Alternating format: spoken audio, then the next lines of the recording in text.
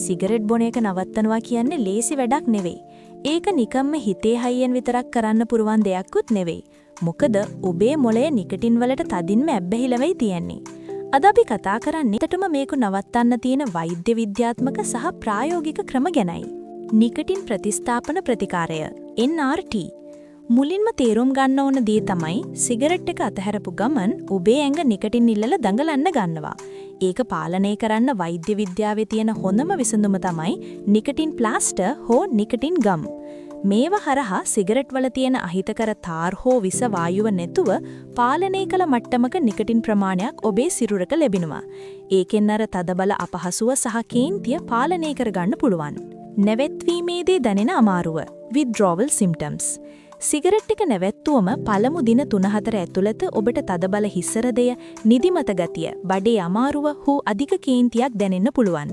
මේක සාමාන්‍ය දෙයක්. මේ වෙලාවට තමයි ගොඩක් අය ආයෙත් සිගරට් එකක් පත්තු කරගන්නේ.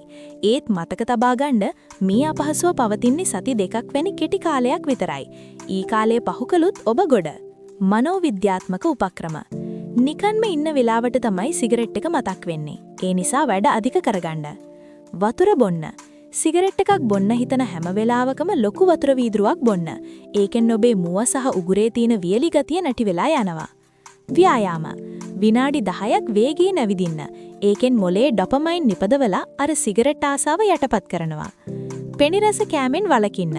පැණි රස කෑවම සිගරට් බොන්න තියෙන ආසාව වැඩි වෙනවා. ඒ වෙනුවට එළවලු හෝ පළතුරු පාවිච්චි කරන්න. සිගරට් එක නැවැත්තුවම එකපාරටම ලෝකය ලස්සන වෙන්නේ නැහැ. සති කිහිපයක් යනකම් ඔබට අමාරු වෙයි. හැබැයි ඒ අමාරුව ඉවසගෙන ප්ලාස්ටර් එකක් හෝ ගම් එකක් උදව්වට අරගෙන මේ ගමන ගියොත් මාස කිහිපයකින් ඔබ සම්පූර්ණයෙන්ම නිදහස් මිනිසෙක් වේවි. තීරණය ඔබේ අතේ.